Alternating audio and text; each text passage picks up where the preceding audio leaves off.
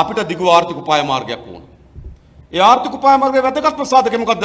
දේශපාලන වෙනස්කම. දැන් අපිට ගොඩක් අය ආර්ථික ප්‍රශ්නේ වෙනමයි දේශපාලන ප්‍රශ්නේ වෙනමයි පෙන්වන්න හදනවා.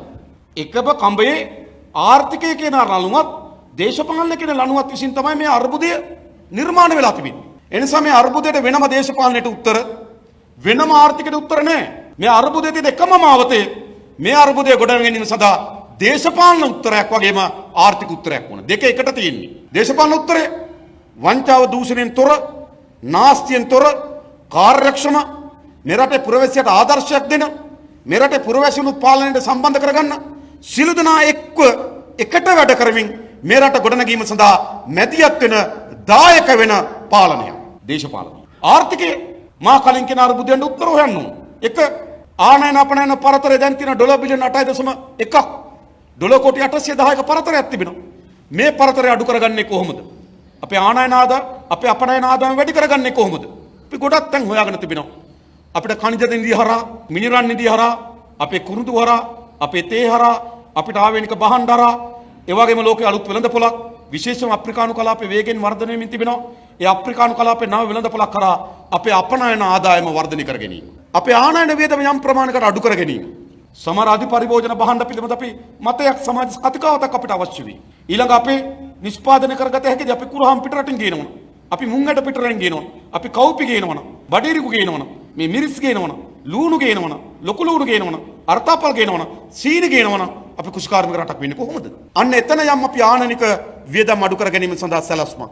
ආනයන අපනයන අතර පරතරය අඩු කරගත්තම අපිට අවශ්‍ය ඩොලර් ප්‍රමාණය අඩු වෙනවා එතන. අනිත් හැම භාණ්ඩයක්ම ලෝකෙත් එක්ක අපිට තරඟයක් තියෙනවා. තේ ඇරියත් කෙන්යාවයි චීනෙත් එක්ක තරඟයක් තියෙනවා.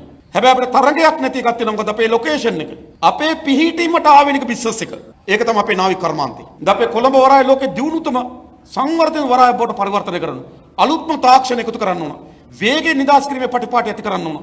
මොකද ලෝකේ භාණ්ඩ ප්‍රවාහන පිළිබඳව අද තියෙන කතිකාව මොකක්ද? නිෂ්පාදකයාගේ සිට මිලදී ගන්න අතර භාණ්ඩ ප්‍රවාහන කාලය කෙටි කරන්න ඕන. චීනය නිෂ්පාදනය කරනවා, ලංකාවේ කෙනෙක් මිලදී ගන්නවා.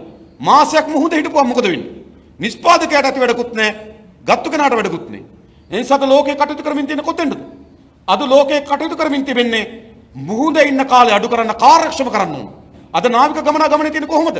භාණ්ඩ පාරේ තියෙන එක කාලය අඩු වෙන්න ඕන. නිෂ්පාදකයා සහ මිලදී ගන්න අතර කෙටි කාලයකින් මේක ප්‍රවාහණය වෙන්න ඕන. අපේ වරාය පද්ධතිය අලුත් තාක්ෂණ එකතු කරන්න ඕන. නිදහස් කර ගැනීම ක්‍රමවේද අලුතෙන් ඇති කරන්න ඕන. මේ කඩදාසි අරගෙන අහට දුවනවා, මෙහෙට දුවනවා, ෆයිල් අරන් ඊට පිට දුවනවා. ඔක්කොම නතර කරන්න ඕන. හොඳ තාක්ෂණ ඇතුල් කළ හොඳ කාර්යක්ෂම වරායක් හදලා විශේෂයෙන් ගත්තොත් අපේ තෙල් නැව් ටික ත්‍රිකුණමල වරායට අරන් ගිහිල්ලා මෙතන නිදහස් කරලා දවසක් කර දවසක් අපිට එනවා මොකද්ද? ගෑස් ලෙවක්. ඒ ගෑස් ටික අපි කොහොම හරි ත්‍රිකුණමලයට අරන් ගිහිල්ලා මේක නිදහස් ඉතාමත් දියුණු කාර්යක්ෂම වරායක්. ඒක අපේ ආර්ථිකයේ ඉතාමත් ඩොලර් උත්පාදනය කරතන. ඊළඟ මේලකදී මම දැක්කා චන්ද්‍රිකා ඡායාරූපයක්. ලංකාව අවට මුහුද නැව් නිකන් තියෙන්නේ කූඹි ගුලක් ඇවිස්සලා වගේ. ලංකාව වටේ නැව් එහෙමද නැව් 36000ක් වසරකට ගමන් කරනවා. ලෝක වෙළඳාමෙන් තුනෙන් එකක් අපේ රටේ ආසන්නෙන් සිද්ධ වෙන්නේ. ලෝකේ ප්‍රධානම මුහුදු මාර්ග හතරක් අපේ රටත් එක්ක ආසන්නව පිටා තිබෙන්නේ. ඒක වැදගත් තැනක තිබෙනවා. එනිසා විශාල නාවික ගමනාගමනයක් තියෙන තැනක ඉතාමත් හොඳ සේවා සෙන්ටර් එකක් හදන්න. ගොඩාක් වාහන යන තැන්වල සර්විස් සෙන්ටර් එකක්. ගොඩාක් නැව් යන තැනක හොඳ නාවික සර්විස් සෙන්ටර් එකක් හදන්න.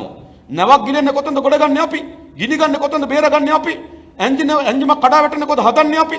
අවශ්‍ය පහසුකම් නිර්මාණය කරන්න අපි නාවික කර්මාන්තය හොඳ සේවාවක් හැටියට අපි වර්ධනය කරන්න ඕන. ඒක හොඳම තැන බවට හම්බන්තොට වරායපත් කරගන්න ඕන.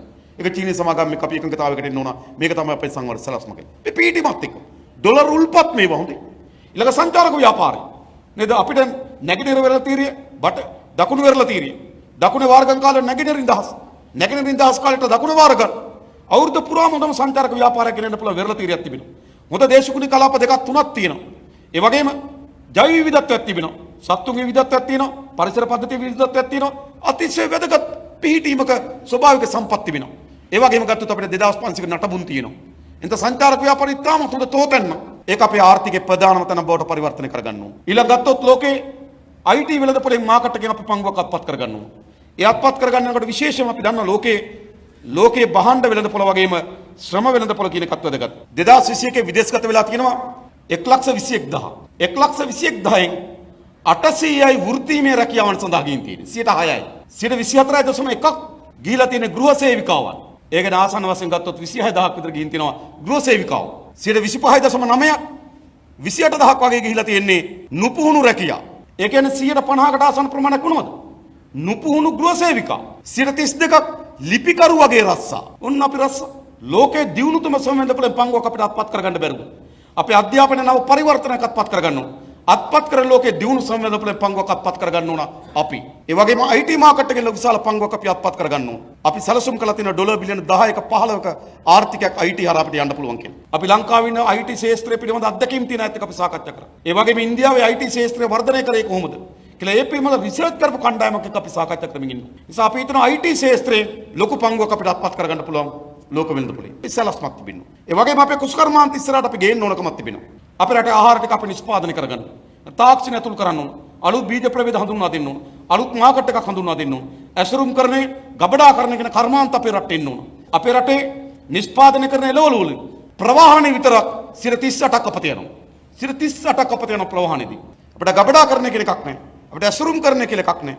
එහෙම කර්මාන්තයක් ගැන කල්පනා කරලවත් නැහැ. ඒ නිසා නව ඇසුරුම් කරන ගබඩා කරන කර්මාන්තර අපේ කුසකර්මාන්ත ඵලදායීතාවයේ යුතු කුසකර්මාන්ත ශාස්ත්‍රය බවට අපි වර්ධනය කරන්න ඕන. ග්‍රාමීය දුප්පත්භාවය නැති කරන්න. ගම්වලට අලුත් ආර්ථික ප්‍රභවයන් ගෙනියන්න ඕන. ගමේ කෙනාට මොකද තියෙනක ආර්ථික ප්‍රභවය කුඹුර. ඒක ඵලදායීතාවයක් නැත්නම් එයා දුප්පත්. හැබැයි ගම්ම තුල තව ආර්ථික ප්‍රභවයක් හදන්න ඕන.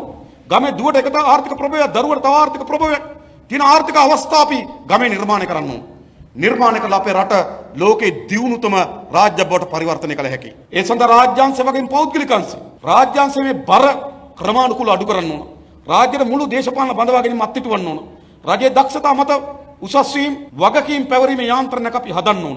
ඒ වගේම නේද රජයේ රාජ්‍ය යාන්ත්‍රණය ඉතා ඉක්මනින්ම අපි තාක්ෂණය ඇතුල් කරන්න ඕන. ඩිජිටල් කරන්න ඕන. මේ ලිපි අරගෙන ෆයිල් අරගෙන මුට්ට ගහගෙන නේද කර ගහගෙන ඉන්න මේ රාජ්‍ය යාන්ත්‍රණය වෙනස් කරන්න. මේක බලකඩ කාපු රාජ්‍ය යාන්ත්‍රණය. පුරවැසියන්ට වේගෙන් කාර්යක්ෂම ඉටු වෙන රාජ්‍ය යාන්ත්‍රණය. ඒ හපත් දුණු පෞද්ගලික අංශය. රජය විසින් හදලා තියෙන ඉලක්ක වලට සංචාරක ව්‍යාපාර ඉලක්ක සම්පූර්ණ කරන පෞද්ගලික අංශය. අප රජය විසින් සකස් කර තිබෙන විදේශ වෙළඳපොලේ පංගුව අත්පත් කරගන්නේ පෞද්ගලික අංශය. ලෝකයේ අලුත් මාකට් එකක් අප්‍රිකානු කලාපේ.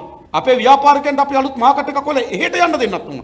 එහෙන් ආදායම් මෙහෙට ගේන්න අලුත් සැලසුම් ගොඩක් හදන්න පුළුවන්. ඒ නිසා මේ රට අද මේ පෙන්눔 කරන්නේ මේ කඩාවැට්ටු බිඳවැට්ටු ආර්ථික අර්බුදයෙන් පෙන්눔 කරන්නන් කවරක්වත් නෙවෙයි. තවදුරටත් මේ පාලක කණ්ඩායමක අපේ රට අනාගතයක් නොමැති බව. ඒ නිසා කුඩා දේශපාලන කැළඹිලි එනවා. කට්ටිය පොඩ්ඩක් කලබල වෙනවා. පොඩ්ඩක් දුස්නුම්බීත වෙනවා. අන්දමන්ද වෙනවා. අන්දමන්ද වෙන්න එපා. මේක තේරුම් ගන්න පුළුවන් අපිට. මේ සිද්ධ වෙලා තියෙන මොකද්ද කියලා අපිට තේරුම් ගන්න පුළුවන්.